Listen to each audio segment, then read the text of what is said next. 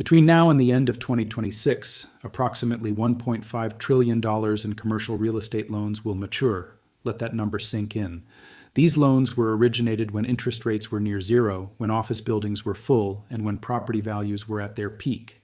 Now, borrowers face refinancing at rates double or triple what they originally paid on properties worth 30% less, with vacancy rates at historic highs. The banks holding these loans have a term for their strategy: extend and pretend. They're extending loan terms and pretending the underlying assets aren't impaired. But the maturity wall is coming, and pretending only works until it doesn't. Let me show you the data that reveals why 2026 could be the year the commercial real estate crisis finally hits bank balance sheets. First, let me walk you through the scale of what's coming, because the numbers are genuinely staggering. According to industry data compiled by the Mortgage Bankers Association and MSCI, approximately $957 billion in commercial real estate loans matured in 2025. That's nearly triple the 20-year historical average. Now, another $930 billion is set to mature in 2026. Combined with loans that were extended from earlier years, the total volume requiring refinancing or resolution over the next 12 months exceeds anything the market has faced since the 2008 financial crisis. Banks hold a significant portion of this exposure. According to Federal Reserve data, the banking industry holds approximately $2.7 trillion in outstanding commercial real estate loans. Of the debt maturing in 2026, banks hold roughly 46%, or about $450 billion. The remainder sits with life insurance companies, commercial mortgage-backed securities, and private lenders. The problem isn't just volume, it's the gap between what borrowers owe and what their properties are now worth. Office values have fallen approximately 30% from their 2022 peak, according to multiple industry estimates. In some markets, the decline is even steeper. Properties that appraised at $100 million 3 years ago might now be worth $70 million or less. When those loans mature, borrowers need to refinance based on current values, not purchase prices. Here's how the math breaks down. A borrower who took a $75 million loan at 3.5% interest in 2016 now faces refinancing at roughly 7%. That alone doubles their debt service cost. But if the property value has dropped to $70 million, the new loan amount will be lower, creating an equity gap the borrower must fill with cash. Many can't or won't. The vacancy situation makes everything worse. According to Moody's Analytics, the national office vacancy rate reached 20.7% in recent quarters, the highest level ever recorded. 1 in 5 office spaces sits empty. In tech-heavy markets like San Francisco and Austin, vacancy rates are even higher. This isn't a temporary post-pandemic adjustment. It's a structural shift. Companies have permanently reduced their office footprint. Remote and hybrid work models have become standard. The demand that once filled these buildings isn't coming back, at least not to previous levels. So how are banks handling this situation? The short answer is slowly and carefully. The strategy most lenders have adopted is called extend and pretend. When a loan matures and the borrower can't refinance at acceptable terms, the bank extends the maturity date. This avoids forcing a sale at distressed prices, avoids triggering a write-down on the bank's books, and gives everyone more time to hope conditions improve. According to TREP data, loan extensions have become remarkably common. Many of the loans maturing in 2026 were already extended from 2024 or 2025 maturities. The maturity wall keeps getting pushed forward, but it also keeps getting larger. This approach has prevented a wave of immediate defaults, but it hasn't eliminated the underlying problem. As one analyst put it, the question isn't whether losses exist, it's when banks will be forced to recognize them.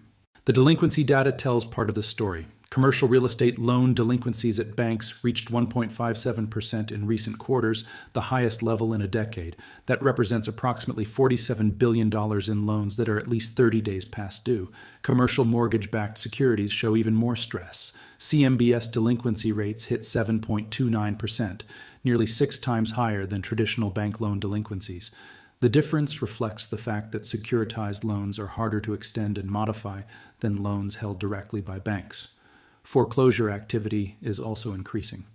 In the first half of 2025, lenders recorded nearly 150 commercial real estate foreclosures, the highest mid-year total since 2014. MSCI analysts expect this number to rise significantly in 2026, particularly for apartment loans originated during the low-rate years of 2021 and 2022.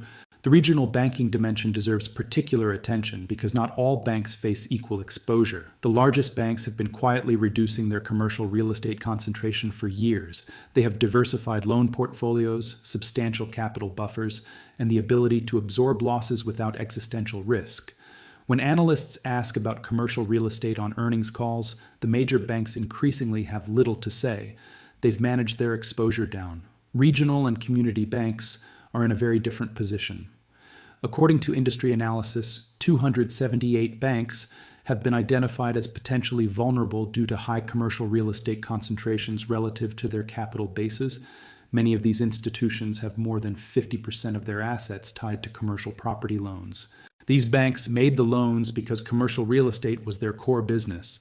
They understood local markets, had relationships with local developers, and earned good returns when times were good. Now they're stuck with concentrated exposure to a sector under structural stress.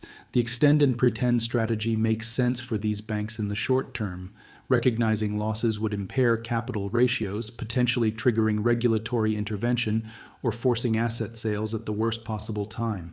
Extending loans and hoping for recovery preserves optionality. But the strategy has limits. Every extension postpones resolution without improving the underlying asset quality. If vacancy rates don't improve, if interest rates don't fall dramatically, if property values don't recover, then the losses are simply being delayed, not avoided. What could trigger a shift from extend and pretend to recognition and resolution? Several scenarios could force banks' hands. A recession that further weakens tenant demand would accelerate vacancy increases and rent declines. Persistent inflation that keeps interest rates elevated would make refinancing even more difficult. Regulatory pressure could force more conservative loan classifications, or simply the passage of time as extensions eventually exhaust themselves and borrowers face unavoidable decisions. The 2026 maturity wall represents a natural forcing function.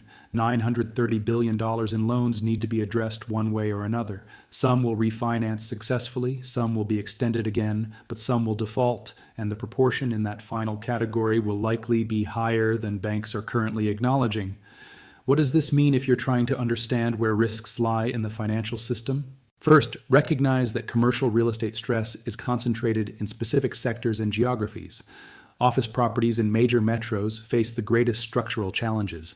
Multifamily has shown more resilience but is now seeing rising delinquencies as 2021-2022 vintage loans mature.